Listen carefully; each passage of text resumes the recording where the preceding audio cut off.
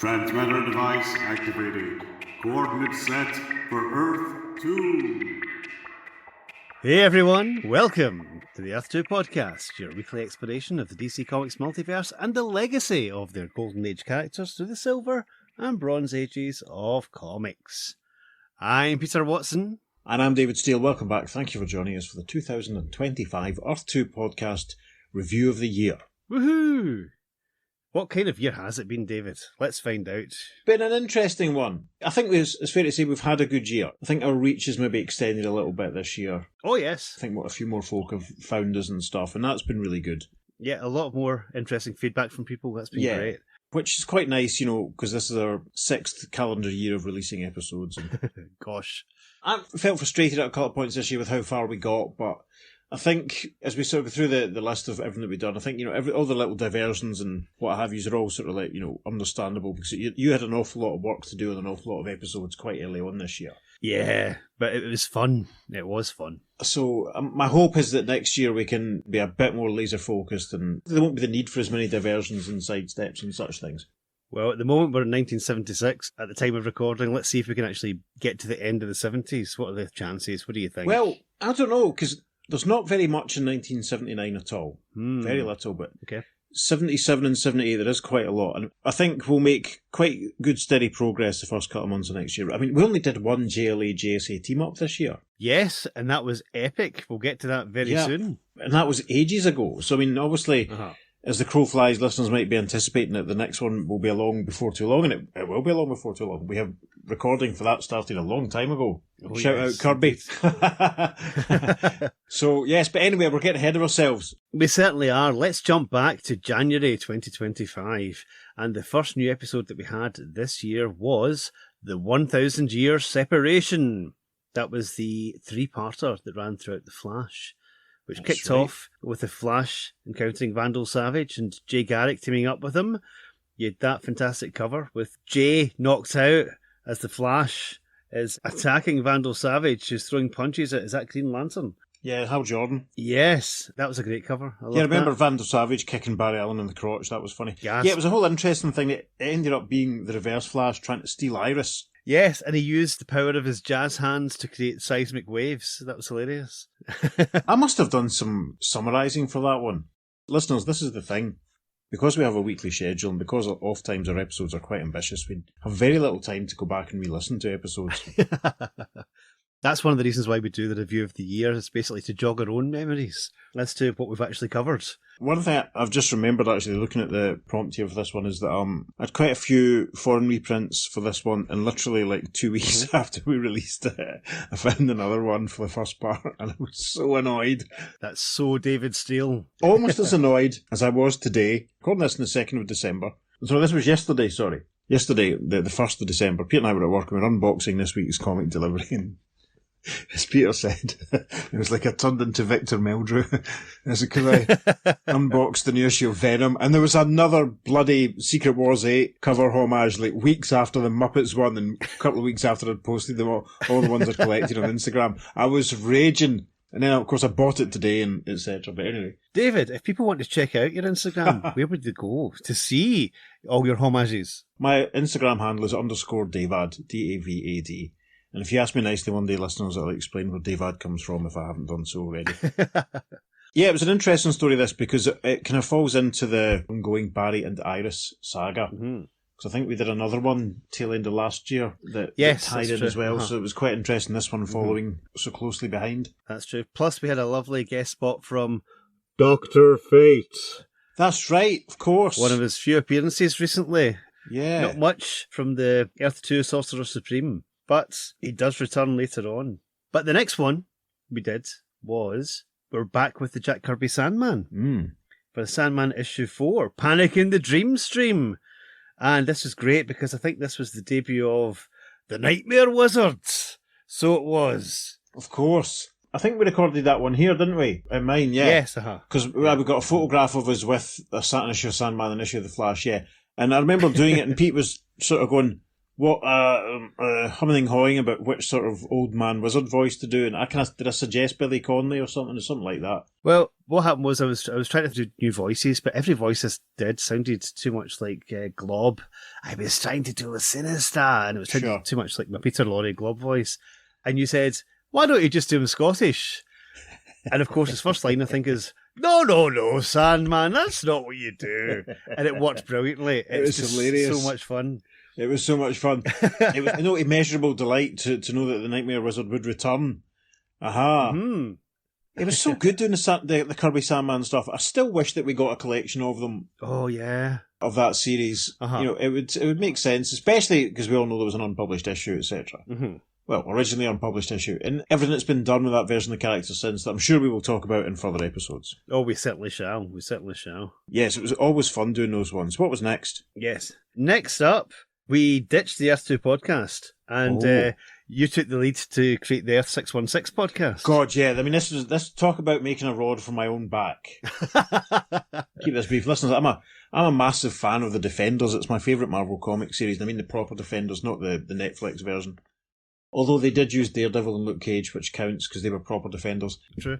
And I'd been buying the issues of the British series Rampage, which reprinted a lot of issues of the Defenders. Mm-hmm. You will see some of them on my Instagram, _DAVAD. And whilst flicking through one of them, there was a kind of Marvel UK equivalent sort of Direct Currents or Bullpen Bullet and Stan Soapbox sort of page, and it listed all the other Marvel comics that were out, and it mentioned a Fantastic Four story, which made mention of something like a Thing of Two Worlds, or more or less something like that, and I mentioned this to Pete. I said, I found this Fantastic Four story, this issue. It looks like, and then we dug a little bit deeper and realised it seemed to run over 3 issues. Mm-hmm. And then we dug a little deeper and realised that it flashed back to to another story. A Human Torch story, yeah. Yeah, the Human Torch one. And then we realised that the story I thought we were going to do actually tied into another very short Fantastic Four story, and it wasn't over 3 issues, it was over 6 issues. So it went from being one episode where we were going to briefly talk about a Human Torch story and then in the Black Hawk sort of format, read / summarise 3 issues of Fantastic Four, to becoming 2 episodes, one where we did the Johnny Storm story, which was excellent, and then the short story with The Thing. Mm. And then I spent forever basically novelising / working out which bit to read of 6 consecutive issues of Fantastic Four. It was very exciting, and I think actually I remember doing what I think was my finest piece of acting throughout the whole podcast in that episode, where I do the very sad but resigned Thing, Reed Richards. Sure. Yeah, just being honourable but still tragic. Proper Marvel angst. Yeah, it was fun to do because, well, I mean, we have other Marvel episodes planned. I think we've said that often enough. We're going to do the issue of Marvel 2-in-1 with the Sandman, because obviously Sandman is a big DC legacy character name. There's an issue of Thor we're going to do. You know, in relation to that, we'll mention another Thor story that Pete wanted to mention a long time ago. We've talked vaguely about talking about Counter-Earth, but we're probably not going to bother. No. We're probably going to do an episode or 2 where there are DC characters that have the same name as other prominent Marvel characters. We've got all this sort of thing in the mix. But this was an interesting one because it was proper Marvel multiverse. Yes. And I wasn't aware of this story. I've read bits and bobs of Fantastic Four, but I haven't read a lot of the 70s stuff, so it was really interesting. Oh, really? Okay. Yeah. It's a great period for FF, yeah. Ross is at roughly, I think, the same period on his Fantastic Four read-through now. Oh, good stuff. Check that out and stop. Let's team up, folks. Yeah. Yes. And I make occasional appearances there on Ross's Starman retrospective, Opal City Confidential. I think at the point of recording, I think I've still got 2 in the can that he hasn't released yet. Also want to mention Kirby is doing a read-through of Captain Carrot and his amazing zoo crew, and it's just joyous. It's really, really good. Lots of fun. Can't recommend that enough. It's just brilliant. But yeah, this Fantastic Four story, it was weird doing that Marvel multiverse sort of thing, wasn't it? Yeah. It was fun, exciting, and very, very Roy Thomas. And it was weird that the fact that one of the reasons we're both comic fans is because of the work of Roy Thomas, and the first Roy Thomas story we actually do on the Earth 2 podcast is a Marvel story. What are the chances of that happening? You couldn't make it up. There you go. It was fun, and I still haven't got over the revelation that of the final chapter where the outer space ice hockey goalie styled bad guy turned out to be a version of Johnny who died in Vietnam. Wow, man. I know. It's almost like he was their equivalent of the Black Racer. More on him later. Those were good issues. There's a photograph I've got of me sat downstairs at the garage, one of the venues that I work in, my other job, listeners, and that Cammy took of me. sort of sat like holding issues of Fantastic Four and feverishly summarising and working out what we would do because Pete and I were recording like the next morning or something. It was like, But we had great feedback in that episode, so yeah, there will be more forays into Earth 616. very much so. But after that, we had to catch our breath. Yes. And the next episode was a flashback episode that was been on the cards for quite some time. A nice short 1950s Batman story, The Winged Bat People, Yes. where Batman and Robin are transported to another dimension where they encounter some winged bat people. Yes. A terrific, fun Batman story, yeah. This was a fun one to do, obviously, because in the first year or so that we were doing the show, we did quite a few flashback ones because basically we kept finding stories that we didn't know about. Mm-hmm. Yeah. We'd known about this one for a while, and it's the sort of thing. I think it has been more fun to do it the way we've done it because if we'd done everything that we've since known about in order, it would have been forever before we got properly started on Flash 1, 2, 3 and GLA 21 and all that. Oh, yeah, without a doubt. This was a fun one. It was interesting. I remember sort of being really struck by the way they sort of made it to the other dimension and made it back again. It was all a bit, seemed quite easy. It seemed quite straightforward. Yeah, it was a nice one. There's another old Batman story that we've been talking about doing for a long, long time as well. Yeah. I mean, there's tons of old stories that we've been talking about. They were planning a whole month on, do we say that? Yeah. At some point we're going to do like a whole month's worth of young Superboy meeting other young DC heroes. Yes, at some point. That'll happen before too long. Maybe next year, maybe later. Uh-huh. Yeah. Spoilers, friend, or anyone that wants to collect those stories, that's your heads up. What was next after that Batman story? After that Batman story, I still needed some breathing space. Yeah, because the Fantastic Four one had a massive amount of editing, didn't it? Yes, and we were rapidly approaching the next JLA JSA crossover, so we had another flashback episode, The Invisible Invader from Dimension X. Yeah, that brilliant Strange Adventures cover. Yeah. Yeah, a really fun Strange Adventure story where the alien Dimension X guys looked kind of like Adam Strange. Yes. In their costumes with the cross belt and the fin helmet. I love all the Strange Adventure stuff, I'll be honest. They're great, fun, short sci-fi stories. They're just like mini Twilight Zones. They're just great fun to dip in and out of. Oh, yeah. Unless there's the Strange Adventures DC Finest collection that's out just now. I wholeheartedly recommend that you pick that up because all the stories in there are treats. Plus, you get some Captain Comet stuff in there as well. Of course. Which is great.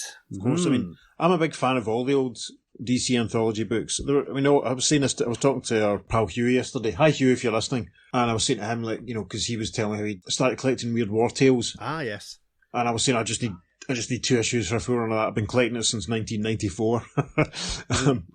And it's, as I said to you, you get good bathroom reading books, the DC anthologies, yes. It's a bit of a lost art, I think, in comics, unless someone can tell me otherwise. There's a series I'm missing that does that sort of thing. I don't know. It'd be great if DC was able to do stuff like that again. Fingers crossed, you never know. So, as I said, the next big story that we had was the 2-part JLA JSA crossover. And that was another multicast epic. Yes. We had Chuck returning as Green Arrow. Kelly joined us as well. We had Kenny helping out.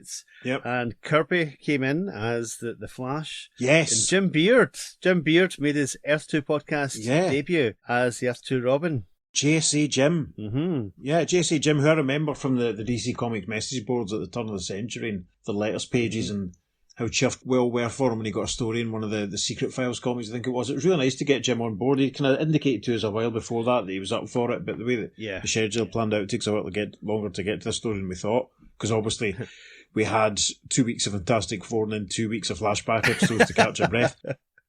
Yes. But it was fun doing this. Like, Steve must have been on that one again as well, I guess, as Batman and Johnny and all that sort of stuff, mustn't he? Oh, yeah, I would think so. We had lots of returning people there, so apologies to anyone that I've not mentioned. Yeah. But of course, if you're not familiar with this story, this is the one where Carrie Bates ends up going to Earth 2 and becoming a supervillain. Yeah. Because he can kind of manipulate reality, and Elliot S. Magan has to go after him and try and get him back, and the JSA are killed. Yes. Chuck and I were sort of chatting in DMs about this story, and Chuck says to me, I'm not going to do a Chuck impression, but Chuck says, Magan's on Facebook. And what played out from that, Peter? Well, in this story, the JSA are killed, and the Spectre flies to heaven and meets God and pleads with God to bring them back. And I contacted Elliot S. Magan and asked him to play the voice of God so that the creator of the story played the creator in the story. Yes, I mean... And I kept it a surprise. I had no idea that was happening, listeners, so...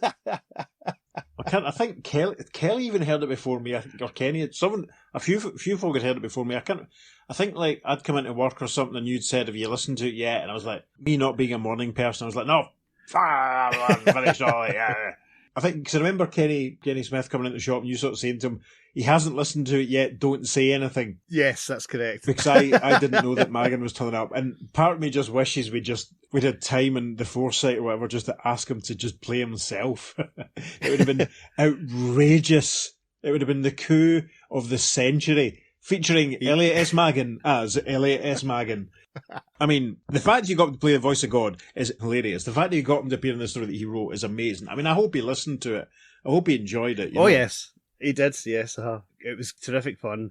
And if you want to check out his latest book, LexCorp, yes, you can find it on Amazon. So yes, it's absolutely recently. In fact, it was just out last year or just before last year. Yep. So yeah, check that out. Yeah, please continue to support these creators who gave us all these brilliant stories in the past, if you're able to. Absolutely. Mm-hmm. But as you said, that's the only Jelly JSA crossover this year. So that brings us on to the next issue of the Kirby Sandman, which was the Invasion of the Frogmen. Yes. And this was heartbreaking. This is the one where Jed's grandpa dies. Yeah. And his evil auntie and uncle adopt him. And genuinely, we were tearing up actually acting that out. Yeah. It was horrible. Yeah, because they're out in the boat, aren't they? And the boat gets submerged and stuff, and he drowns. It was, as you say, this horrible family that he has to go and stay with. And I remember the Frogmen part of it didn't really feature too strongly in the story.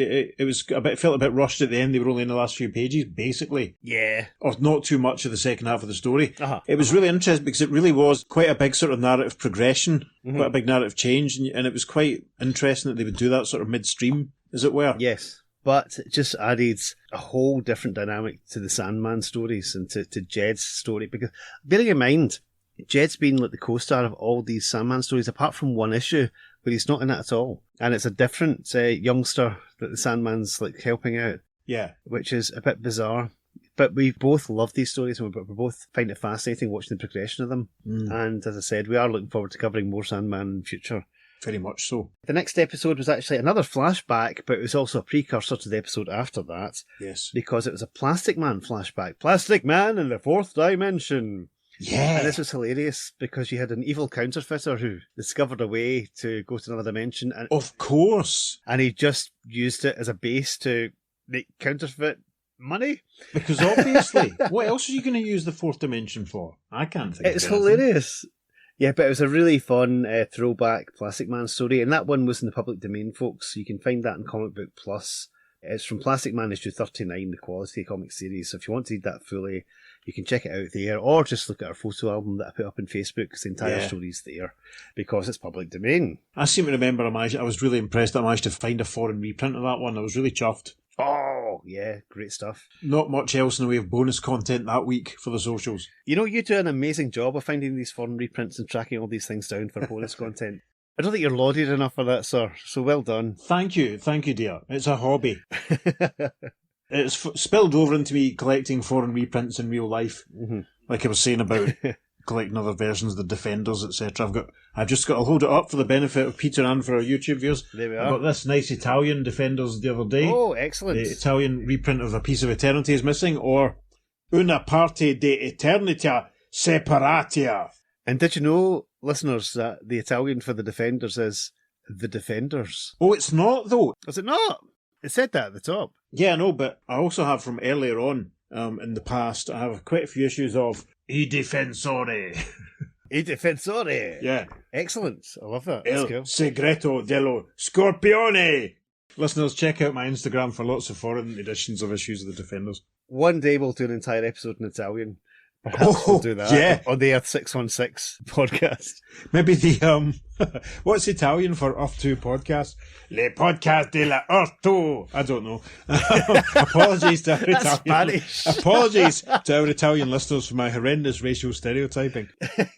I am kind of hoping that Peter will let me do a Defenders-themed episode of the show at some point. It might happen, it might happen. Plastic Man was a precursor to Plastic Man appearing in Brave and the Bold. Along with Metamorpho, played, of course, by the irredeemable Shag. Yes. So thank you, Shag, for joining us in that one. Yep. Reprising his role from the Seven Soldiers of Victory epic from JLA 100 to 102. And it's great to have him back. Yeah. Giving his voice to Rex, and he just gets it. It's great. It's absolutely perfect. I mean, that's a couple of years now since we did the Seven Soldiers, and just about everyone that we got in on that has come back at some point to play those characters again. Like, pretty much, yeah. Kelly's done Black Canary, obviously. My wee sister's done Zatanna. Chuck's done Green Arrow for us. Max and Rich, by sheer fluke. Yes, Elongated Man and Sandman back. Both appear in the next two JLA JSA crossovers, which was insane. Yeah.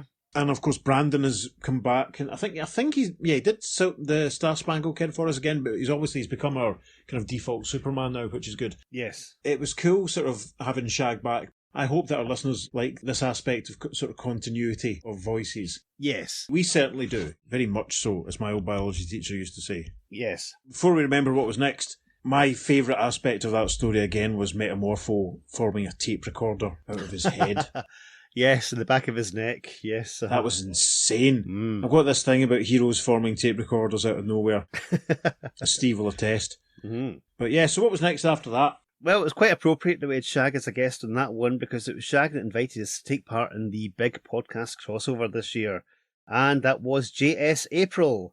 And we decided to embrace this fully and go a bit mad and basically do our Earth 2 spin on it. It's our Earth 2 legacy spin. Yeah. I look at all the members of the JSA and look to see if they had any precursors, anyone with similar names, any possible other obscure legacy aspects to them. Yeah, because we kind of hummed and hawed a little bit about what we were going to do, because we thought, do we delay a JLA JSA team up, make it part of it? Do we try and do the next one?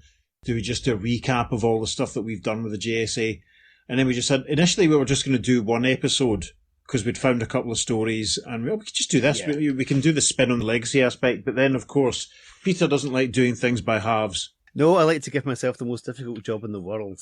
So I dove deep into my Excel files that I have on my computer to see what kind of characters with similar names or similar histories have appeared. And we decided to do them in order of how they're sat round the table on the cover of All-Star Comics number 3. How else would we do it? Obviously, what else would you do? I mean, my goodness. So we kicked off with The Atom Detective from House of Mystery issue 86. Brilliant story. Yes, which featured a detective who shrinks. There we go. So it's like a combination of the original Atom and Ray Palmer Atom. Yeah. So that was cool. That was an amazing story. I loved that. I think we were doing our first little burst of Googling to see what we could find, and I found that one in Mike's, and I was just like, oh, that'll do. And we looked it up, and it was like, yeah, this would be great. Yeah. Yeah. The next one we did in that episode was a Fox and Crow story from Comic Cavalcade number 45, featuring Morpheus, the Sandman. Of course. That was insane, because there's a bit when the Crow comes in with a big hat and a sort of like gas mask thing on his face, and he looked like Wesley Dodds. It was insane. Mm-hmm. And the Fox was all like, oh, Crow, what are you going to do? You can't be Morpheus. What's happening here? And the Crow meant that I could kind of do this kind of voice and talk a bit like that. And I really enjoyed talking like that, so I really hope we get to do another story with the Fox and the Crow in the future. The Fox was just so tired, he just needed to sleep. That's right. Oh, it was hilarious. No, that was wonderful. Absolutely wonderful. And we could do a Fox and Crow podcast forever. Yes. It'd be great fun. And the third story we covered in that episode was The Spectre in Steel from Dollman issue 42. Bit tenuous, this one.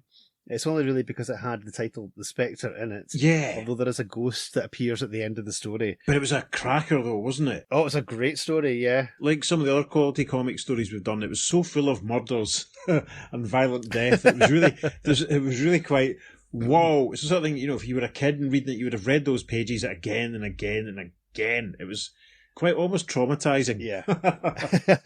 Was that the first one we'd done with Dollman's dog taking part? Yes, I believe so. Interesting. I'll need to see if Harry's up for doing some dialogue in case that dog ever comes back. That'd be good.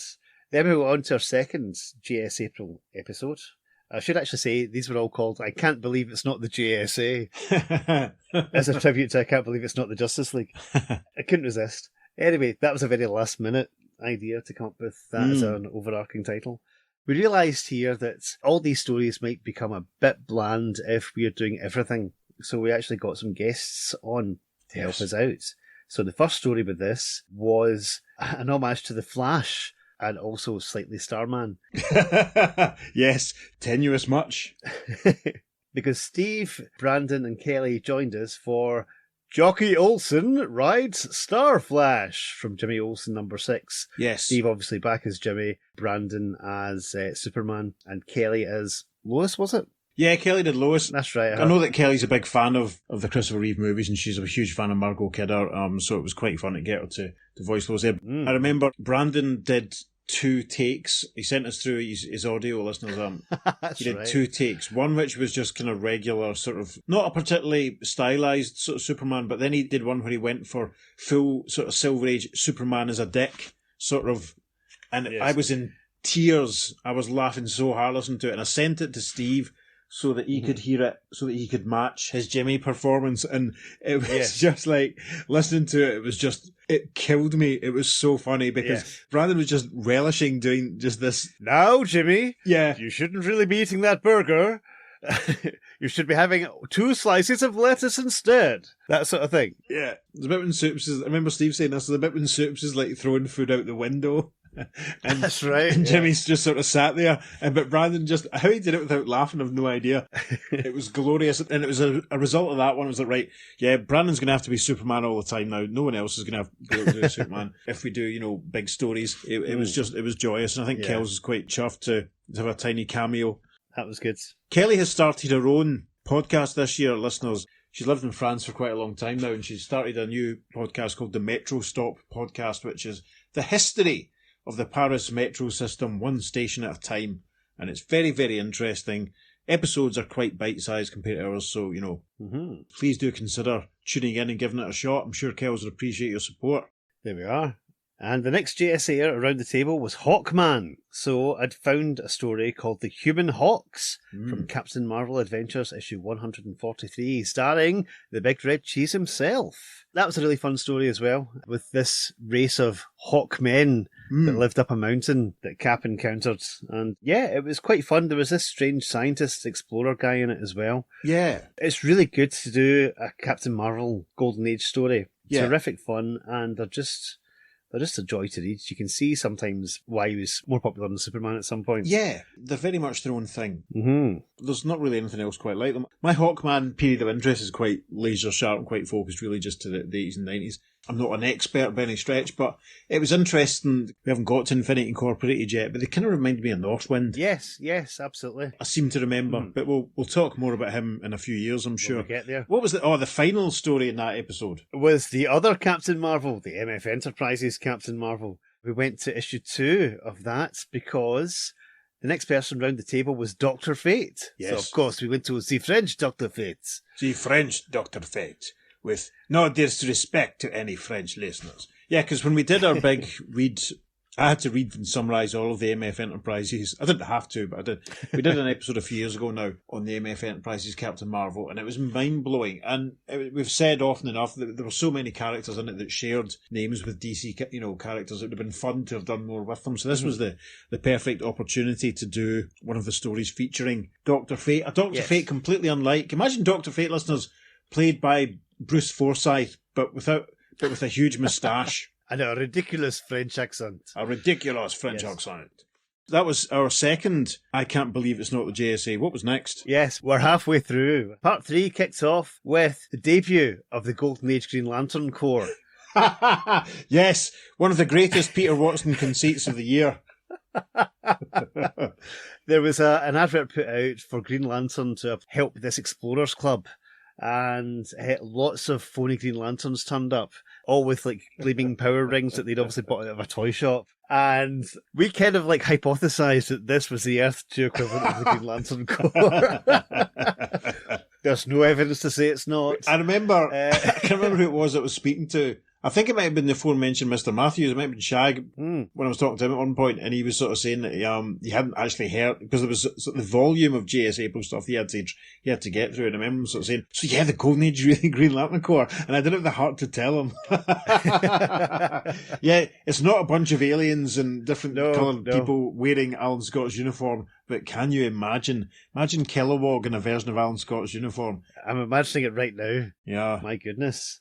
Actually, Salak would rock that. But anyway, never mind. Yes. After that, we had... Oh, it was you and Steve. Yes. I took a break from this one because I was too busy trying to put all this together. Yes. And you and Steve did The Phony Hour Man from Adventure Comics 52. And boy, did you guys have fun with that one. Yes, quite possibly the worst story we've done on the show. There were points when I'd read it, and then Steve messaged me and Steve was like, have you read this yet? And I went, yeah.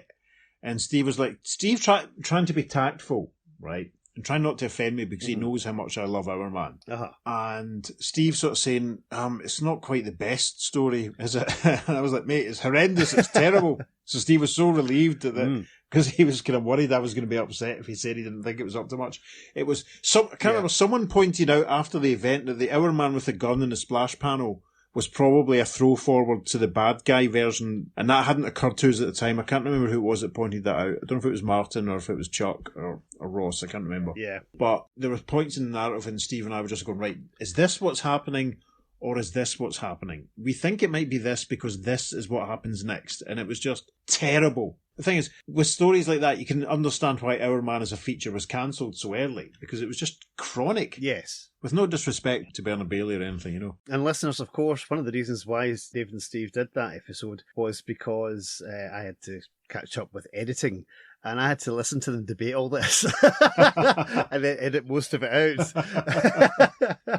I think you still left some of it in because it was kind of necessary, really, wasn't it? Oh yeah, I left a lot of it in, but it was a case of just trying to make the story more coherent than it actually sounded. Yeah, so that was tons of fun for everyone involved. And when we reunite after 30 years and we bring out the Earth 2 podcast anthology, there'll be one of the discs will be the complete unedited recording of Steve and I doing Adventure Comics 52. So what was next? Well, we had completed the JSA table here, so we started doing other JSAers, and the next one, of course, was Dr. Midnight. So we decided to do a story featuring the Golden Age character Midnight when he gets his new supporting character, Doc Wacky. So we Doc and Midnight in the same story. That works. That just about works. That was terrific fun. I always loved Midnight and his sucker dart gun and just the look and his swagger is great fun. That was the one when Logan voiced Gabby the talking monkey. That's right, so he did. Uh-huh. If there was ever a piece of casting that was more appropriate to a human being, I don't know what it was. I'll say that. He won't be listening. I'll say that. Logan, will we ever see you in real life ever again? Who can say? I'll come in on Tuesday, he says. He doesn't come in on Tuesday. When are you in on Monday? I'll come in, doesn't. Oh dear. Anyway, he's a busy man. Well, speaking of appropriate casting, part 4 kicked off with Ranger Gord helping us out by playing the Western Johnny Thunder in Johnny Thunder versus the Tarantula. Of course. From All-Star Western 81. That was a great story. It was terrific. Hugely enjoyed it, yeah. Yeah, the final episode was kind of a bit more Western themed, yeah. And we've covered the Western Johnny Thunder in the past, and obviously I think last year we'd done a Tarantula Portmanteau episode, so it was nice to bring in another Tarantula. Yep, absolutely, scurrying in on all 8 legs. Yeah, and Ranger Gord, check out Prairie Justice, folks. It's a fantastic podcast. It's not released an episode in a wee while, so hopefully we're back to a regular schedule soon. Always great to have Gord involved. Yes, without a doubt, very enthusiastic. He's been our Greg Saunders in the past, so it was nice to get him in again. So that was Johnny Thunder covered, but of course, who's Johnny Thunder's partner? It's Peachy Pet. Yes, we found another Peachy Pet in an issue of House of Secrets. No, we didn't. It's the Thunderbolts. Yes, the Thunderbolts from Action Comics issue 45. It's a Mr. America story. And we get Chuck in to play Mr. America, and our pal Gavin to play a different Thunderbolt. Yes. The evil kind of Nazi Thunderbolt. It was great fun. They both did brilliantly. Chuck usually plays Green Arrow for us, and he did this as more kind of like a Republic serial character, as opposed to his social justice warrior voice, and it was epic. It really was. And Gavin was so creepy and sinister as a Thunderbolt, and so controlled and precise. It's a really good story. I wish we'd actually get a decent collection of or a collection of Mr. America and Americommando stories, because that was really fun. Yeah. There's so much of the Golden Age stuff. I mean, I'm hoping these DC Finest collections they're putting out are excellent, and I really hope they maybe find their way to getting some more Golden Age hero stuff that hasn't been reprinted before. It'd be really super nice. It'd be wonderful, yeah. And we finished off GS April with our most tenuous story yet. It was a nod to Wildcat, the character, because I found a story from Dale Evans, issue 24, called Wildcat Roundup. And my wife Christine rejoined us for that one, playing Dale Evans. And yeah, Dale Evans, real life person who had their own comic. And special thanks to Ranger Gord for giving us the history of Dale Evans, because neither of us had any idea about the true life history of this fascinating person. Not just married to Roy Rogers, which is what most people thought of her, but she's got a whole massive backstory. Please, folks, check out that episode. Yeah. Because Ranger Gord brought the knowledge, as he does, and it was fantastic. I think around about that time, did you get hold of a copy of issue 1 of Dale Evans comics or something? Yes, I do have that. Who talks about Dale Evans? Seriously, it's great. I'd never heard of her. Listeners, seriously, Golden Age superhero comics are very expensive. We all know that. But you can pick up westerns and funny animal ones quite cheaply. Some of the crime ones as well, fairly cheaply. And they're all done by pretty much the same creators. All the adverts are the same. The house ads are the same. Treat yourself. Go out and just find some of these amazing, amazing Golden Age gems that are just hidden there. Yep. So yeah, Dale Evans. My goodness. Great fun. So obviously after a big JLA JSA epic and a couple of short ones, and then all the work with all the extra voices for 4 episodes of JS April, Peter needed an easier one, so we did another Fox and Crow story after that. We did indeed. This was brought to our attention by Isamu Yukinori, so thanks for getting in touch, and suggested that we cover this Fox and Crow story from Real Screen Comics issue 42. In it, Fox cottoned on to all of the chiselling that the Crow was doing, all of his scams, because he had a whole run of their comic series and basically could flick back and check to see if he'd done similar things before. How meta. And that was terrific fun. So thank you, Zamu, for letting us know about that one. That was superb. It really was. It was very, very interesting. And we had a fascinating conversation about which Earth they could be taking place on. And yes, it was a good one. So next up, of course, we had yet another Portmanteau episode. You can see I was incredibly busy. I think I had headphones on pretty much for the entirety of the first 6 months of this year. Yes. The next one was our Road to First Issue Special, Part 2. Part 1 was the year before. And in this, we were covering stories that referenced the Dingbats of Danger Street, the Creeper, Warlord, and Dr. Fate. So one of the members of the Dingbats of Danger Street was Bananas. And I found a Golden Age story featuring the hero, the King, where he fought a gangster called Bananas Dawson. Of course. Which is terrific fun. I think after we'd done this episode, Martin Gray pointed out that another member of the Dingbats had been a member of the most recent sort of iteration of Challengers of the Unknown. I know, that's fascinating. Which had completely passed me by, despite the fact I own all those comics, so it was like, oh right, okay. So again, thanks to Martin for sharing that, giving us those pointers. That was good. Then I made reference to a Golden Age Wonder Woman story where she encounters a character called Creeper Jackson. We didn't do a full read of that, I just did a summary because I needed a break. It was a long story. But I really enjoyed the next story that we did, and that was referencing the Warlords. And of course, Warlords is a character who is based in Scartaris, which is supposed to be at the centre of the Earth. So I found a Tommy Tomorrow story where he visits an underground world similar to Scartaris, digging in with his mechanical mole. Yeah. And it was great fun. I love doing Tommy Tomorrow stories. They're just ridiculous fun. That was a great story. It was really difficult to pick 10 panels to put on the Instagram as highlights for that one. I remember it was a bit of an embarrassment to Richie's. It was a fascinating sort of story, because I'm a big fan, obviously, of Edgar Rice Burroughs, and he has his whole At the Earth's Core sort of thing. So it was interesting comparing it to that one. Yeah, that was very interesting. The whole thing with water, getting water out of stones and stuff and all that, weren't they? Yeah, it was very interesting. And finally, we were doing Dr. Fates. Now, about a month before, I'd say about a month, before we're going to do this episode, in the shop in Forbidden Planet Glasgow, where we work, arrived a couple of copies of the PS Art Books collection featuring America's Greatest Comics. And I always get these because I think they're phenomenal reprints. You should check them out, folks. and I picked up the latest copy, and I flicked through, and I did a double take because I discovered there was a Minuteman story where he encounters a character called Dr. Fate, spelled F-E-I-T, but pronounced Fate, F-A-T-E. And my jaw hit the floor. And I told David, and his jaw hit the floor. And I probably swore. You did. I think my response is probably unprintable, but I was just sort of like, right, well, obviously we have to do it. And it was another great, very killy story. Oh, it was fantastic. And the artwork in that was stupendous as well. It was beautiful. Double page splashes, and it's just, yeah. Folks, check out the PS Art Books reprints. In fact, all the America's Best Comics stuff did seem to have some terrific stories in them, and the artwork's great, the stories are really good. And just check out PS Art Books in general, because they are wonderful copies, and it's all public domain anyway. You'd probably find it on Comic Book Plus or Digital Comic Museum. But they're really nice editions. They're put together very, very well, etc. Yes, unconditional recommend. Check your local stockists, etc. So the following week we did The Real Dr. Fate. Yes, that was all a precursor to the next issue of First Issue Special, featuring Dr. Fate.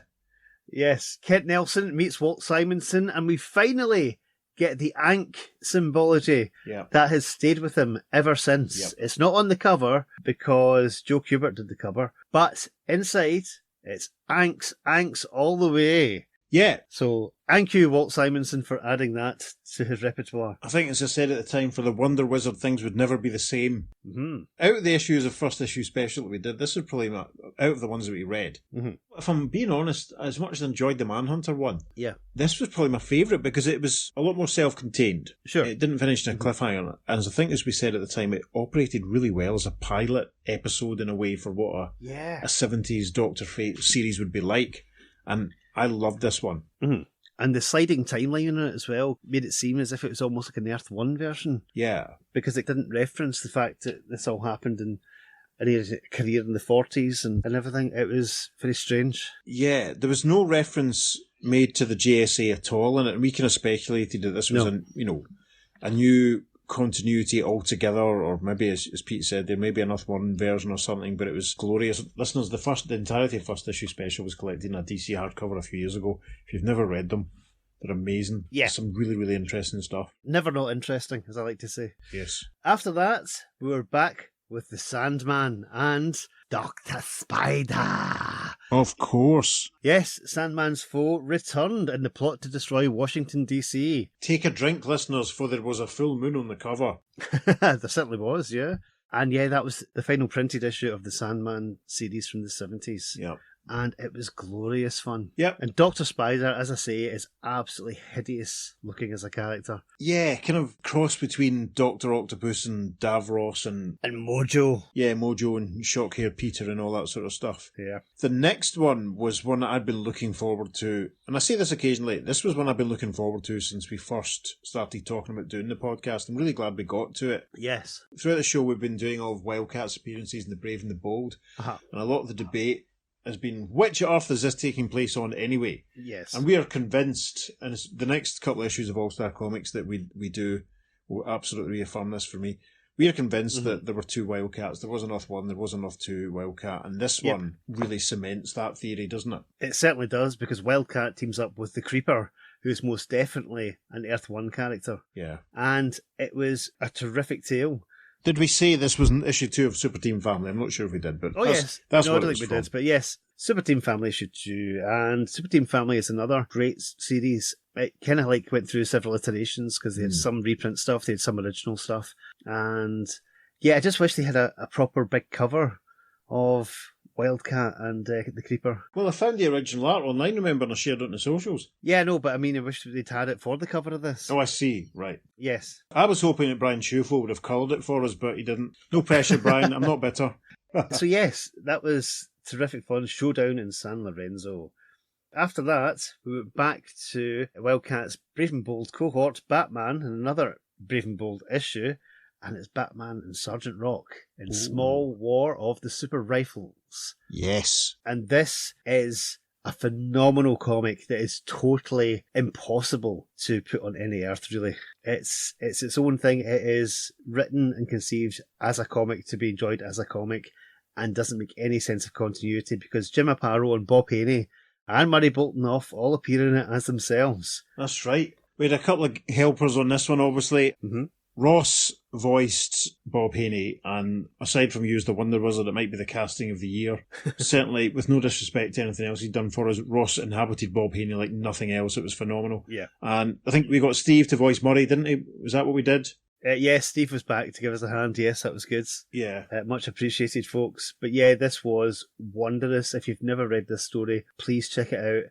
It's impossible to fit into any kind of continuity. It was possibly a big influence on Grant Morrison, you never know. But it was terrific, and it's got fantastic Jim Aparo artwork, and that's all I'm going to say in that. I'll be perfectly honest. A lot of fun, and a bit of a mind boggler, a mind warper to try and get your head around and explain. And we're not going to go through it all again because we did it thoroughly at the time. At the time. Mm-hmm. Around about this point, I recorded with Shag Matthews myself, recording my appearance for his JSA in the 90s podcast, where we covered issue 8 of the Justice Society of America, of course, inverted commas, ongoing, which we recorded the day after the Doctor Who season finale and after I'd worked at Kelvin Grove Bandstand for a few days and all that sort of stuff. And I was pooped and absolutely on fumes, but it was fine. It was a lot of fun. Yes. Shag, thank you so much for having me on. It was an absolute blast to talk about that issue because, it features prominently two of my absolute favourite guys, like Our Man and Wesley Dodds Sandman, but also Johnny Quick was involved too. And I'm very grateful that you indulged me. Yes. And let me have that issue. It was great. Superb. Thank you. And speaking of Justice Society, the next episode was them coming back to the pages of All-Star Comics and, of course, the debut of Power Girl. We reached the debut of Power Girl, David, can you imagine? I'm imagining it right now. Again, that's another sort of milestone in the, that one coming so soon after the Wildcat of Earth 1 and the Creeper sort of thing. It's like, we're properly, deeply into the Bronze Age by this point. Yeah. Power Girl sort of is one of two, shall we say, original second generation JSAs that were introduced in this period, and it's very significant, I think, that we've got that far finally. Power Girl is here. Yes. Things will never be the same, etc. Exactly. And it also, as well as Power Girl, Jerry Conway is here, and you can definitely feel his stamp all over everything going forward from pretty much this point. Very much so. Obviously, the second part of that was Brainwave Blows Up, which also featured Per Degaton looking nothing like any Per Degaton we'd ever seen before. Yes. Which was bizarre. But yeah, again, great fun. Absolutely. And amazing that finally, so many years after Flash of the Two Worlds and such like this, with the JSA finally getting their own ongoing series. Mm-hmm. Crazy. The next two episodes were linked, and I think this is your idea, David, actually.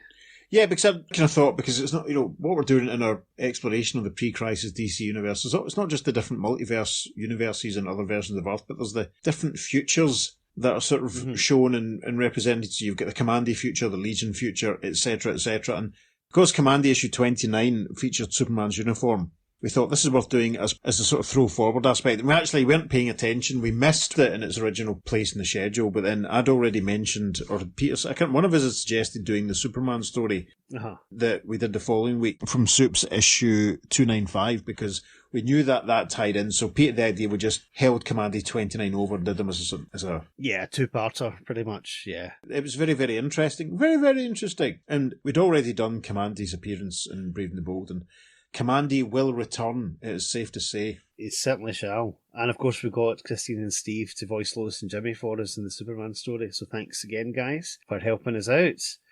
After that, this is another one that was very popular. Death's Right Hand. It's the Blackhawks. Yeah. They're back. My goodness. Hawka! Yeah, because we figured that given that we'd done all this, the Kirby Sandman, and we were doing the revival of All-Star Comics, we'd done a couple of Black Hawk stories in the past. Yeah. So we thought this was worth doing, this revival. This Golden Age team coming back, yeah. And comparing it to what had been done before with them and stuff. It was very well received, that episode, actually. A lot of people were into it, because, again, who talks about Black Hawk these days? No one. And we only did this one issue. We didn't really ever have plans to do the whole series. No. In a similar way to, we're only doing select Shazam stories. We're not doing every single thing with Black Canary, etc. Uh-huh. It was good to do it Maddeningly, I'd got hold of the French edition of it, but couldn't lay hands on it the week of recording. I planned to get a photograph of Peter and I holding the two different versions. Maybe I'll get a version of that image to use on the socials to help plug this episode. Who can say? Who can say? What was next after Blackhawk? We had A Study in Sherlock. Ah. Yes, because this was the time period where Sherlock Holmes, who wasn't really Sherlock Holmes, appeared in the Joker comic. Yeah. So we decided to do our usual spin and not cover that issue, but cover, indeed, 3 different Sherlock Holmeses who had appeared in DC and DC-related comics. Yeah, it was an interesting one because that issue of the Joker had been on our schedule ever since we sort of started, because we thought we can do this because it means we can talk about Sherlock Holmes in the DC universe. Yes. Quite soon before it, we kind of read it and went, oh God, it's not Sherlock Holmes, it's a guy, it's an actor playing the part. So we thought, well, we can't really do it then, can we? Because it's not Sherlock Holmes. And then that's when we thought, oh, we can do one of our patented portmanteaus instead. Yep, I found a story where Captain Marvel Jr. teamed up with Sherlock Holmes, who wasn't named in the story, where Hawkman teamed up with Sherlock Holmes, who wasn't named in the story. You can tell there's copyright involved in this. And there was a House of Secrets story, which featured a character who was pretty much Sherlock Holmes in everything but name. Yeah, but he was called Doyle, which was an obvious reference to his creator. If you're interested in reading that last story in French, you can find it in its entirety on our Instagram page and our Facebook page, because I have the French reprint of that story. That was an interesting one. That was the one that brought the word molasses into my vocabulary.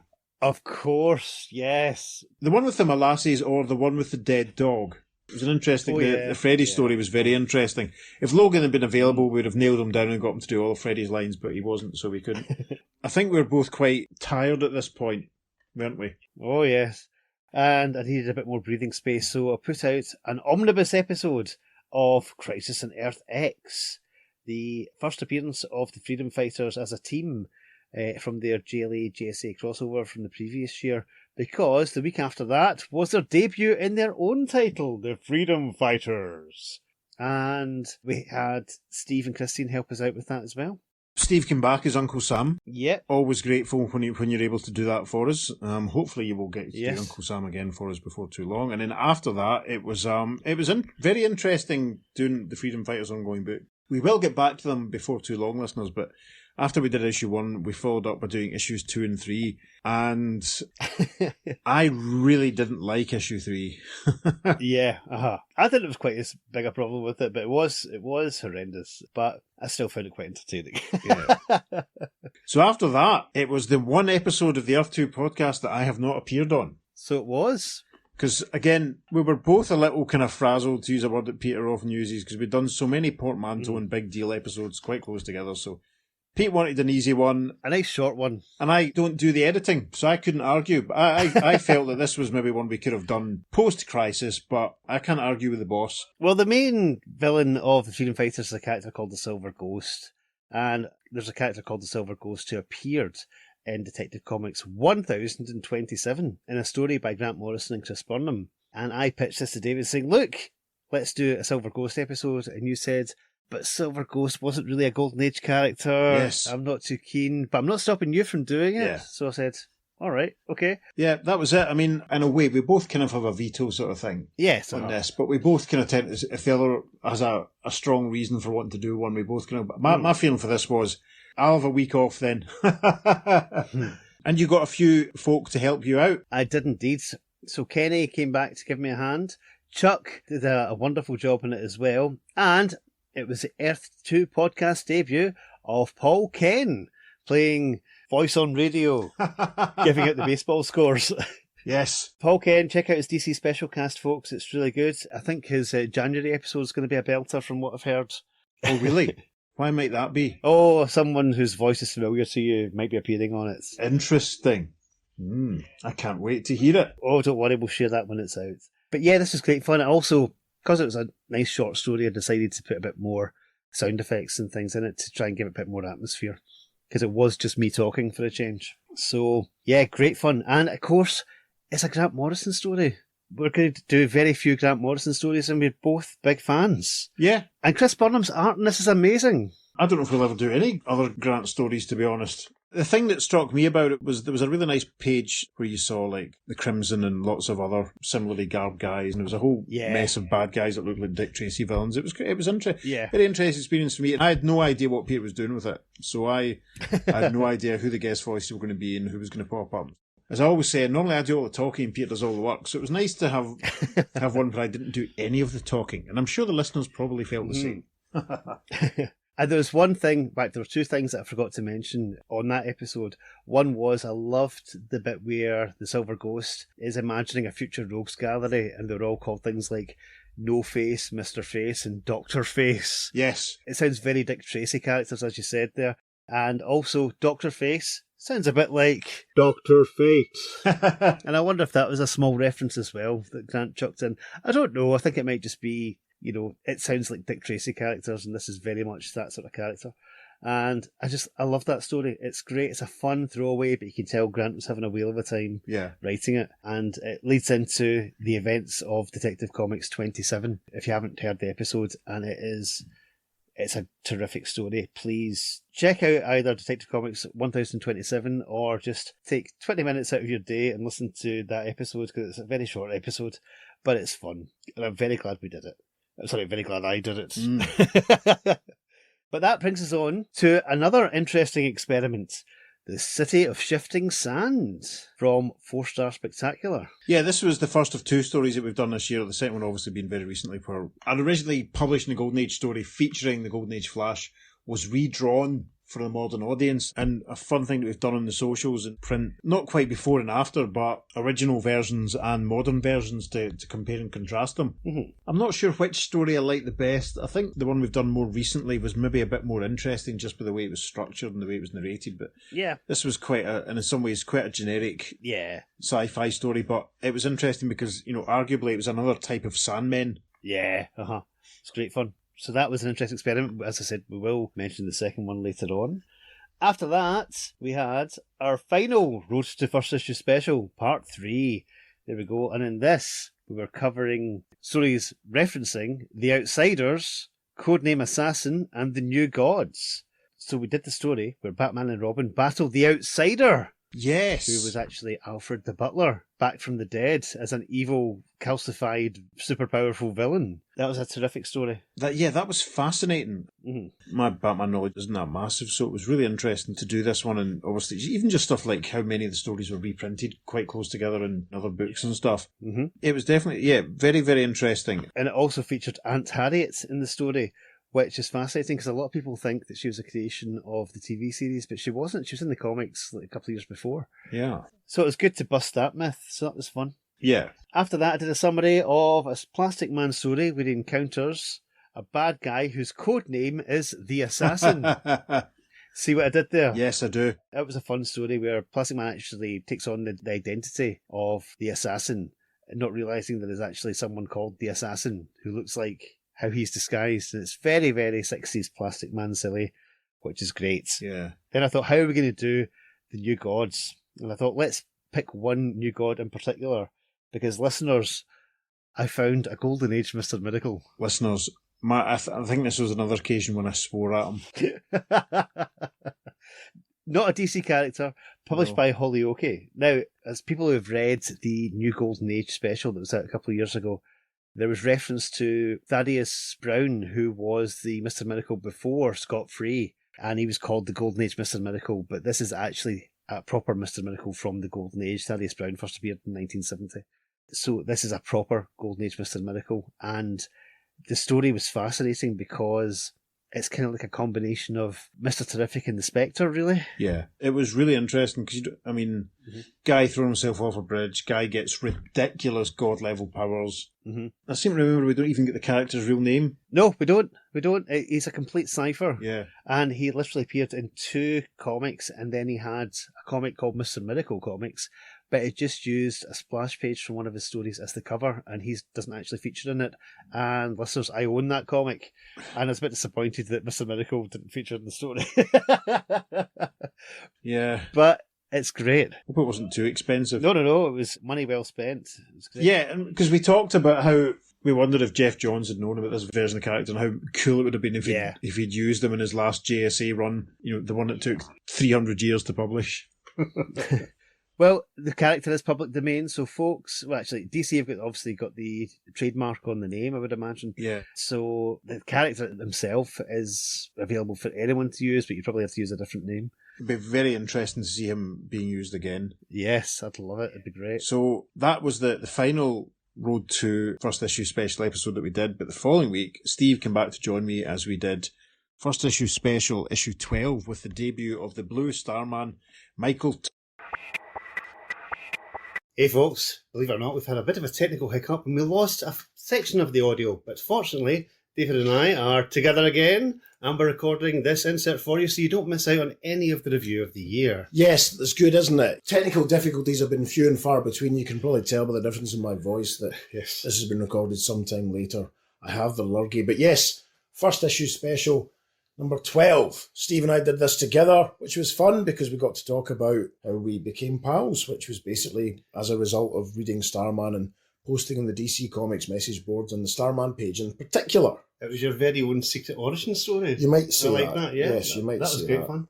And it was an interesting story as well because it kind of like was a good pilot for a series, but it never really took off. It was a weird one thinking back on it because they threw in a lot of detail and a lot of ideas. And out of all of the first issue specials that we did, in some ways, it might have been my least favourite in a lot of ways. Mm-hmm. Just thinking back on it, I think the art was a bit wobbly, but it was certainly a good pilot episode in as much as it set up a lot of characters and gave you an idea of who Michael's conflict would be with and all that sort of stuff. Yes. And of course, we'll point you in the direction of Opal City Confidential that our friend Ross is doing as part of his Stop Let's Team Up feed, where he's already covered it and is covering the rest of Starman. I pop up in that occasionally, if that doesn't put you off. But yes, the end of first issue special. Yeah. Interesting. End of an era. Yes. After that, it was another portmanteau episode. It was Spider-Man, where I had found two villains called Spider-Man from the Golden Age of Comics, one of whom went up against Spider-Widow, which seemed quite appropriate. Yeah, Spider-Widow and Raven were my character finds of 2025. I was absolutely fascinated by that. It was really, really interesting. And I hope that someone at DC listens to the show and decides to bring them back with Extreme Prejudice. That Spider-Man was really creepy, and he had furry shorts and strange furry mask and rode a giant mechanical spider. Yeah, and the story was only 5 pages long, so we didn't really get very much of his motivation and what was going on. So it really left me wanting more, I know. quite frankly. And the other story we covered also left me wanting more, because that was a Spider-Man who came up against Captain Marvel. Yes, not like an issue of Marvel Team Up or anything. Yeah, that was interesting because it had that, and we probably talked about it at the time, the scene where the two kids knew that Billy Batson was Captain Marvel, Yes. and Spider-Man was able to use that information against Captain Marvel. And you think, and it raised so many questions about who knew Billy's cap and who didn't, and Exactly. it was bizarre, but it was very interesting because he kind of looked a bit like Biffo the Bear. Yes, he did. That's Spider-Man. An interesting one. And again, Captain Marvel fought a Spider-Man years before Stan Lee and Steve Ditko did anything to do with Spider-Man. It makes you think, listeners. It certainly does. And all that was a precursor to our first official DC Marvel crossover, which is Superman versus the Amazing Spider-Man. Yeah, the one that almost broke me, quite frankly, something to summarise a 90-odd page comic and work out what bits we should read and what bits we shouldn't. No, it was fun. It was interesting. And I got rid of so much content that I had on my phone for so long. All the foreign reprints and homage covers and pages of original art and a nice Hembeck drawing that I'd sourced a long time ago. Oh, yes. It would have been a great film. It would have been a smashing film. It would have been a smashing film, yes. We know exactly who they'd cast in it these days. Anyway, that's...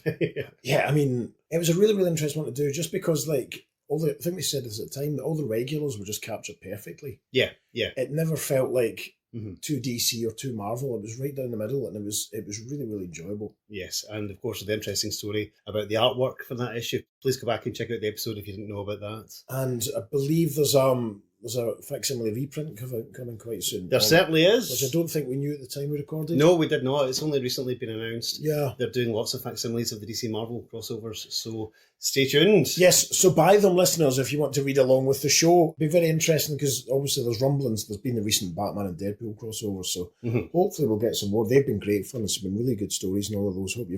Hope you've caught them. We were back to All-Star Comics for the next episode for issues 60 and 61. The GSA come up against Vulcan, Son of Fire. And how many Star Trek references can we fit into a story with a character in it called Christopher Pike, Vulcan as well? It was egregious. It was fun. It was really interesting. We've decided sort of that the All-Star Comics issues are maybe a little too dense to do the summarise stroke reading thing that we're doing. So the next couple, at least the next couple we do, will be full reads, because we're at this point where there's quite a few ongoing books that we're covering. So we're going to be still committing to doing a couple of issues at a time, condensing, trying to read the best bits and hopefully not missing out on details. So after that, it was another one of your portmanteau episodes. Yes, we were all very excited about this, all two of us, and hopefully all the listeners as well. The Road to the Secret Society of Supervillains. Yay! Yeah, because we met the Golden Age Copperhead, and there was nothing said that he was not the same Copperhead that was about to turn up in Secret Society of Supervillains. So make of that what you will. Uh-huh. And then... I've been... Nagging? No. Pushing. I've been championing the next story that we did, and that was Gorilla City. It was Congo Bill discovering a city in the jungle that was populated by intelligent gorillas. Intelligent gorillas from Mars, listeners, if you remember. That was a lovely twist at the end, which was very great interesting. Fun. And I was glad that we did it, because it was very interesting, because inevitably you sort of find yourself wondering, like, did the creators who worked on The Flash, did they have a memory of this Gorilla City story? Did that influence them? Will we ever know? Who can say? Who can say? The third and final villain that we covered in this episode was Shadow Thief, that mainstay of the Secret Society of Supervillains. We had a great laugh with Shadow Thief because obviously, he appears in issue 1 of Secret Society and then vanishes. He's got absolutely nothing to do with it, pretty much. Yeah, my main takeaway from this episode was that you created a fantastically amusing, haunting Funko Pop tableau featuring Gorilla Grodd and your Copperhead and a Shadow Thief, and it got 2 likes on Instagram. Wow. Now, listeners, that's rotten. Do you know how much time I spent on that? Yeah, exactly. Let's have a look. Brian liked it, Brian Schufo, and Lynn Savage liked it. The rest of you can all... So Peter spent a lot of time on that, and... Listeners, I want you to all to go to our Instagram page, at the Earth 2 Podcast on Instagram, and scroll to the 6th of October and like the photograph of Peter's haunting Funko Pop's tableau. And if you do, and you're nice enough to do that, I will give you a mention on the next time we record an episode. Come on, 2 likes. Rubbish. After that, we're still on the road to the Secret Society. Yeah, but we got a bit zeitgeisty by sheer fluke. It was great. When I discovered this story, I thought this is too big to do as part of a portmanteau, so we had to do this on its own.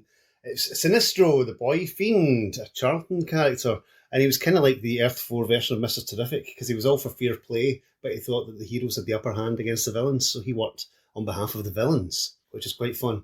And of course, this was the Earth 2 podcast debut of not only Blue Beetle, but also the Peacemaker. Yes, and by sheer fluke, honestly, we hadn't planned this at all. This episode dropped the week that the final episode of Peacemaker was on telly. So that was fun. Some nice hashtag synchronization there. Yeah, it was an interesting story. A bit of a trip, to be honest. I did enjoy it. And it was nice to bring Blue Beetle and Peacemaker in much, much earlier than we originally anticipated. Oh, yes, without a doubt. So now that we have re-recorded the segment which we lost due to whatever reason Dropbox decided not to record 10 minutes of my audio, we can now return you to the original recording from a few weeks ago, and you might see a rapid improvement in my voice. Yes, so over to us.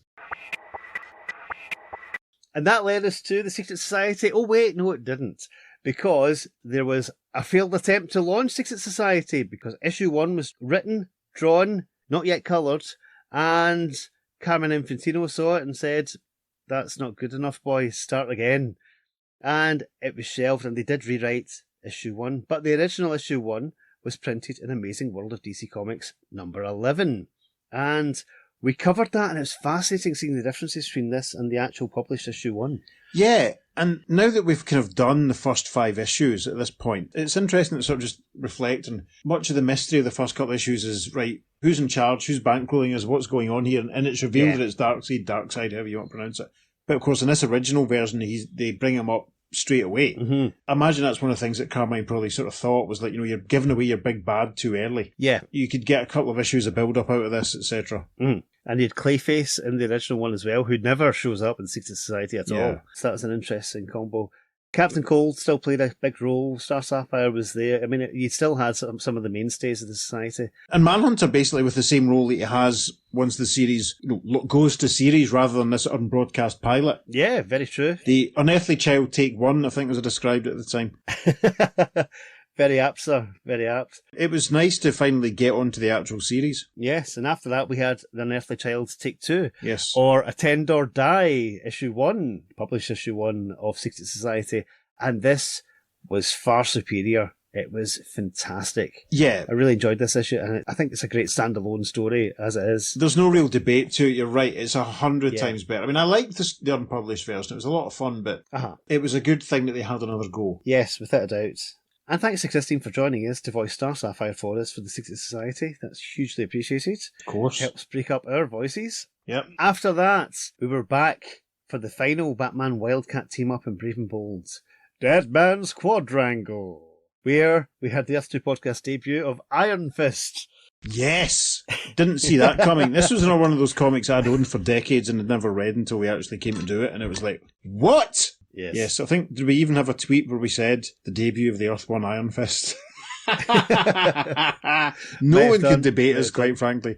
Yeah, that was fun. The last appearance of the Earth 1 Wildcat. I know, sad. Gone too soon. But we've enjoyed all the stories. Yeah, been great fun. After that, we had the return of another favourite of ours, Robbie Reed, as Plastic Man, an evil version of Plastic Man, who've encountered our Plastic Man, the real Plastic Man, in pages of Plastic Man 13. And that was a real fun, daft story. Yes, that was a fun one to record because I think we both pushed ourselves in certain areas there that we probably weren't expecting. What was interesting was, as a result of that one, I've started rereading the original House of Mystery Robbie Reed stories, and for a start, they spell his name wrong in this issue of Plastic Man. They spell it as in Robbie, i.e. as in Robbie Williams, as opposed to R-O-B-B-Y, which is in the original. And there's one issue... Robbie actually turns into Plastic Man. He meets like a friend of his cousin or the cousin of his friend, something like that, who's a girl, and Robbie's really into her. Sure. So the great sexual awakening that he had that was highlighted in Plastic Man issue 13, I guess it probably happened already. But I mean, maybe the woman, what was she called? The girl that he saw that... I don't recall. I can't remember. I've put the issue away, so I can't check it. Maybe she was an absolute knockout, that's all I can say. Maybe that's all that went on. Must have been. It was fun to come back to Robbie, fun to come back to Plastic Man. Plastic Man will return before too long. Robbie, who can say? The next one was one that I think I championed. It was The Joker's Daughter, the debut of her. Yes. And very complex, interesting character because she says she's the Joker's daughter when she first appears, and then she appears as Scarecrow's daughter, as Riddler's daughter, as Catwoman's daughter, before finally settling on a secret identity as the Harley Quinn. And of course, there was a Golden Age Harley Quinn, and in future there is Harley Quinn. Yes. As well as another Harley Quinn. There's quite a lot of Harley Quinns actually, come to think of it. But we did this story, her debut, and then at the end of it, we also covered her final appearance from Tales of the Teen Titans issue 50, where it's kind of revealed that she's not Two-Face's daughter after all. And it's just fascinating, and it's just left hanging there. We got quite a lot of feedback and some good discussion about that character and who she could have been or who she might not have been on Facebook and stuff. As you say, we're getting a bit more of that sort of stuff nowadays, a bit more interaction and feedback and commenting and stuff. So we're all for it. Thank you, everyone. Absolutely, yes. And if you want to find out more about this character, then I suggest you check out the Batman Family Reunion podcast, where they had an interview with the writer Bob Rozakis. And I listened to that recently, and it's a fascinating chat about his time writing Batman Family and everything else at DC. It's great. Bob was on form. Cool. So yeah, please check that out, folks. Hello, this is Steve Higgins, and I wanted to talk really briefly about something that David brought up at the end of the Joker's Daughter episode very recently. In that story, there were obvious parallels to Agatha Christie, and the mystery author at the center of that story was clearly inspired by Agatha Christie. And that led David to kind of talk a little bit about his dislike, I guess is a good word to use for it, of Agatha Christie, and how some of that was born out of how when I came to visit in 2008, it was in the middle of the 4th Doctor Who Tennant season.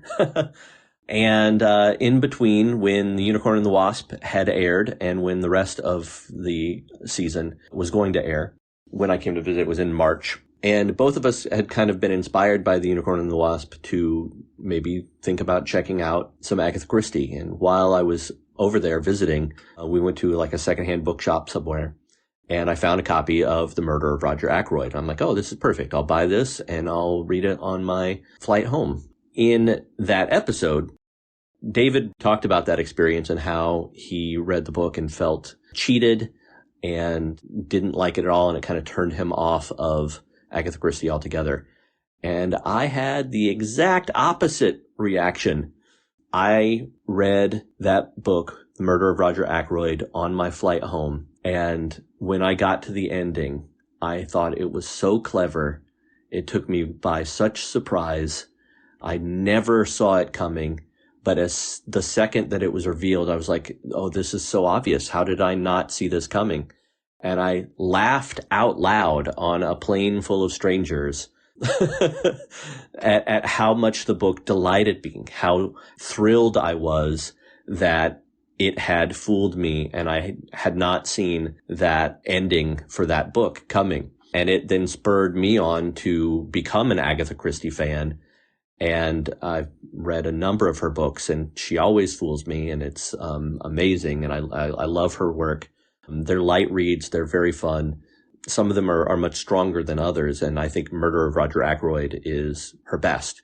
And beyond just being my favorite of Agatha Christie's novels, it is in my top 10 novels that I've read in my entire lifetime. So yeah, very different reaction to that book than David had. Funnily enough, the other book that I read on my flight home from that same trip was also by a British author, Kazuo Ishiguro. It was the book Never Let Me Go.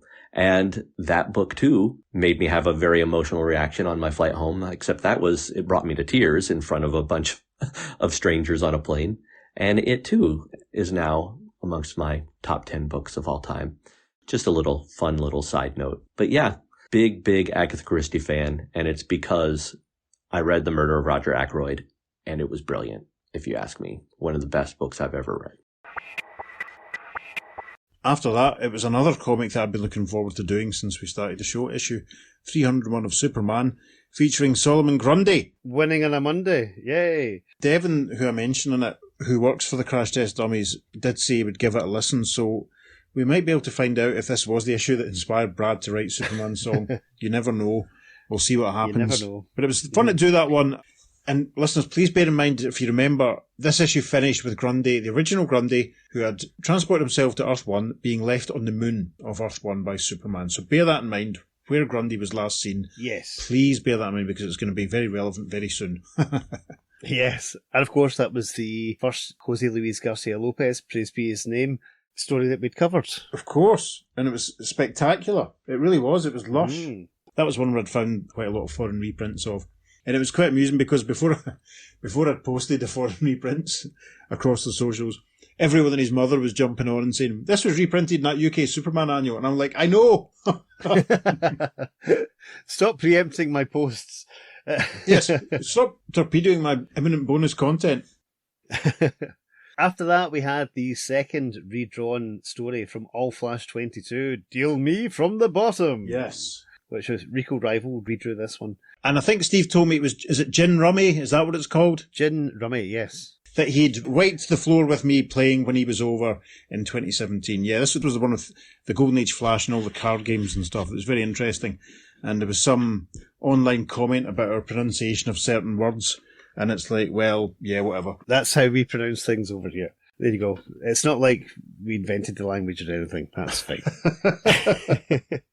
After that, bringing us straight up to date, we had the next 4 issues of Secret Society of Supervillains. Yeah. Bringing us straight through to issue 5, because that's kind of where the first story arc really ends. Yes. So we decided to do 2 episodes featuring 2 issues each. Boy, it's a lot to cram in. Again, you did a lot of summarising for that, but it was needed, and I don't think we really lost too much in the way of characterization. No, I mean, we sort of try to find a balance with these ones where it's very easy just to summarise the fights and then read the interesting character stuff and plot dialogue. Yeah. there is this period when there's a number of ongoing series all happening at once. And because there's so many of them, we didn't want to do full reads on all of them because it would just take us forever. So if we can do 2 issues at once, it kind of saves us a bit of time. I'm learning to enjoy the practice of the reading and summarising. I sailed through the Secret Society ones in comparison to Superman and Spider-Man. And I think our USP is the fact that we do the full reads and we do the voices and all that sort of stuff. I think that's what people like about the show. So, we're not going to abandon that approach completely at all. Ideally, yes. Obviously, when we get to All-Star Squadron, we might not be able to do that many full reads of All-Star Squadron because Roy wrote a lot, didn't he? Yes. It was cool doing these Secret Society ones. It was very interesting because I really, really enjoyed them. I can't emphasise that enough. I'm really, really enjoying Secret Society. I'd read, decades ago when I bought all these comics, I hadn't really read the first few issues, but I'd really read the later ones with the spoilers. It was really interesting. The thing that struck me most about these ones was the through line between what Archie Goodwin and Walt Simonson had done with Manhunter and the guy that we saw in these first few issues. You could totally believe it was another clone, yeah. A clone, yeah. That it was another version of the same guy. Yeah. And there was a lot of really interesting stuff. And again, like Freedom Fighters, there's a bit of a round robin thing going on with the creative teams. But I think the Secret Society is doing a much better job of being coherent and focused and not so tonally all over the place or... Yep, with you. As the Freedom Fighters. Well, we'll get back to the Freedom Fighters before too long, listeners, don't worry. Yes, absolutely. So that wraps up the year. Overall, what do you think of this year? We've done a lot of interesting stuff, and as I said at the top, I think I was a little frustrated at how that we didn't make a huge amount of progress on the overall narrative, sure. But we did an awful lot of really interesting stuff along the way. The Portmanteau episodes are great fun to do. I know you enjoy doing the research on them and stuff, and I'm always sort of like fascinated by what you turn up. And it was good to do, I think, the Fantastic Four stuff. Absolutely. The little flashbacks ones and the short ones, absolutely necessary to kind of let you catch your breath and all that. So I'm hoping that next year we won't have the need for sort of like, so many 7-page flashbacks and all that sort of thing. Hopefully we'll be able to get to make a little bit more. Hopefully we'll get more than one JLA JSA story done next year.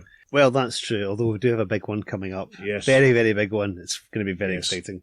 And a lot of returning voices for that as well. Absolutely. Yeah, looking back over this year, I can't believe there were so many... I can't believe it's not the JSA. Sorry. I can't believe there were so many Portmanteau episodes. There's a lot more than I remember. I know. Yeah. Between all the Road 2s and the GS Aprils and the Spider-Men and everything else, there's so many. My goodness. I know. How I'm still alive, I don't know. Well, I for one appreciate your efforts, sir. Well done. You do a grand job. We wouldn't have a show if you weren't so good as good as you are at the editing and the technical side of it. So thank you. Yeah, you do a wonderful job maintaining the socials and your weekly performance as well, sir. So yes, great stuff. God bless you. So that's nearly it for this year. We have another episode planned for you, which will follow very, very, in about a week. Thank you to all our guest voices and everyone that came back and helped us out this year, and the new people that joined us. A few folk have already contributed their voices to the imminent JLA JSA story that's coming up. We may be trying to get hold of a few more people to contribute as well. We didn't mention there actually that Max and Brandon and Chuck cameoed briefly for us in issue 5 of Secret Society. That was a lot of fun. Oh, yes, of course, yes. Thanks, guys, yes. That was my idea. Just because it was one scene and one page, and we thought, why not? And I'm sure they were all glad to do it for us. And I'd like to give a special shout out to listener Alan Palmer, who completed a full listen through of the entire show, and is now getting in touch with us on a regular basis to tell us what he thinks of every episode. And Alan, your feedback is well appreciated. We might not mention it every week, but it's hugely appreciated, sir. And thank you, and well done. Thanks for staying with us. I hope, well, obviously I think you have found us entertaining. Either that or you're a huge masochist. So thank you, Alan. Your support is hugely appreciated. Yes. Really appreciate everyone that's kind of joined us this year. I think that us doing JSA April and me appearing on JSA Presents might have broadened our profile a little bit. Our figures are certainly, better than they were a few years ago on a weekly basis. And, we're really glad because we've got much less of a sense of that we're shouting into the void these days than we did the first couple of years when we were doing it. So it's nice. We're both still enjoying doing it. I think I can speak for us both when I say that. Yes. Sure. Yeah, we're more than halfway through the 70s. It's exciting. It's very exciting. it'd be interesting to see what happens narratively over the next few months and see if there's any other big surprises, if there's any significant events or significant moments or any significant characters rock up. It'll be very interesting. And again, thanks to everyone that comments on our Facebook posts or looks at our Instagram or interacts with us on the other socials. It is appreciated. We are very grateful for all our listeners, and we just hope you're having as much fun as we are, quite frankly. Absolutely, yes. And listeners, that's what we thought of our 2025, but we'd love to hear what you thought of 2025 on the Earth 2 podcast. Why don't you email us at theearth2podcast@gmail.com and let us know. Also, follow us on social media, because David puts up loads of bonus material for every episode, does a wonderful job of that. On Facebook, Instagram and Blue Sky, we're at the Earth 2 Podcast, and on Twitter, we're at podcast_Earth2, and it is the number 2 for all of our socials. It certainly is. If you're enjoying the show, if you enjoyed this recap, please consider going to wherever it is you receive your podcast and leaving us a nice review. That would be amazing.